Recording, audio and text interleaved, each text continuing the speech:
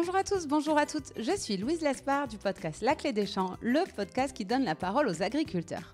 Aujourd'hui, j'ai le plaisir de me rendre à Meillan, dans les Landes, pour partir à la rencontre de Daniel Sousse. Daniel s'est investi avec sa sœur Sarah dans l'exploitation familiale créée par leurs parents. Il se dédie à la production de maïs alors que Sarah a développé un élevage de brebis et commercialise ses produits en vente directe. Au-delà de ça, ce qui m'intéressait sur l'exploitation de Daniel, c'est qu'ils ont toujours été à la pointe de l'innovation pour pratiquer l'agriculture qu'on appelle de précision. Pour vous donner l'eau à la bouche, je vous propose d'écouter un court extrait de l'épisode qui sortira dès demain à 8h. Bonne écoute!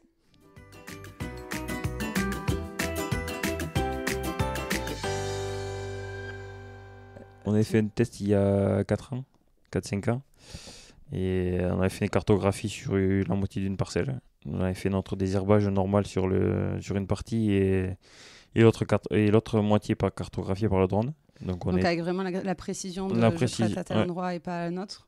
Et après, on avait fait un rattrapage pour voir les parcelles, pour voir le drone, pour voir où c'est qu'on avait été le plus efficace. Donc on avait fait un rattrapage après et là on gagne 50% de produits, quoi. Tu économises 50% de produits sur ta parcelle où tu as fait le truc avec précision. C'est ça. Et quand on voit le coût des produits maintenant, c'est pas neutre. C'est ça. Et les enjeux environnementaux aussi, parce que mine de rien, ça fait 50% de produits en moins dans les terres.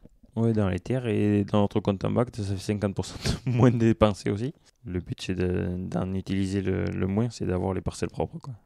Et la moissonneuse-batteuse, elle est connectée aussi ? Oui, la moissonneuse-batteuse est connectée, on fait des cartographies de rendement avec. Donc là, elle te permet de savoir précisément les rendements que tu as par surface. Oui, le rendement instantané à l'endroit où elle est sur notre cueilleur de 8 rangs, donc ça fait 6,40 m. Elle nous calcule le rendement instantané à l'endroit où elle est dans la parcelle. Et là, tu en changes de moissonneuse. Oui. Tu es parti la voir, la nouvelle. Oui, c'est ça. Qu'est-ce qui t'a poussé à changer ? Eh bien, l'effet cartographie, déjà, on était précis, mais plus ou moins. Et pour aller chercher une autre densité de semis un peu plus précise pour l'année d'après. Est-ce que tout ça, j'imagine que ça a un coût ? Bon, déjà, le matériel agricole en lui-même coûte quand même relativement cher. Là, quand il est connecté comme ça avec des GPS et compagnie, j'imagine que ça augmente encore les coûts. Est-ce que tu penses qu'à la fin, tu t'y retrouves ces investissements versus les rendements supplémentaires que ça te rapporte ou les économies que ça te permet de faire ? Oui, on s'y retrouve parce que sinon, on ne le ferait pas. Et le plus dur, c'est d'y mettre le pied dedans le premier matériel. Après, une fois qu'on est parti, après le plus dur, c'est le premier investissement, quoi.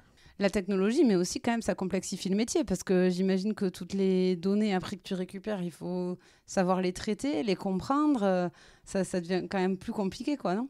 Ça devient plus compliqué, non ? Ça nous met en image ce qu'on voit à la fin sur Pompe Bascule quand on pèse pour le rentrer au séchoir, mais...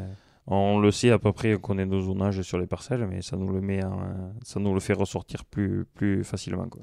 Et tu me parlais que de drones aussi, que peut-être que tu allais investir dans des drones. À quoi ils te serviraient ? Le drone, c'est surtout pour nous faire nos cartographies pour désherber, voir et après surveiller tout ce qui est santé des plantes et les dégâts de sangliers qu'on a dedans, et après voilà, faire un suivi culture, quoi.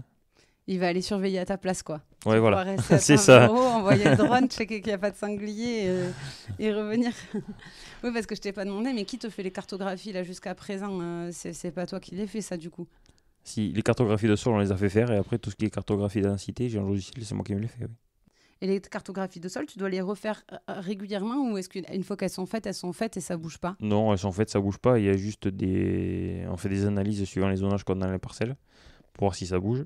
Pour des pH de sol, voir si ça bouge ou pas, et après adapter notre fertilisation suivant si ça a bougé ou pas. Et voilà, c'en est fini pour aujourd'hui. Vous souhaitez aller plus loin dans la découverte de l'agriculture ? Si vous êtes dans une entreprise qui travaille au contact du monde agricole, sachez que La Clé des Champs propose des formations à cet effet. Plus d'informations et inscriptions sur www.laclédeschamps-podcast.fr. Et avant de partir, dernière chose, si le podcast vous plaît, n'hésitez pas à lui mettre une note 5 étoiles ou à en parler autour de vous. Ça m'aide énormément à faire connaître le podcast.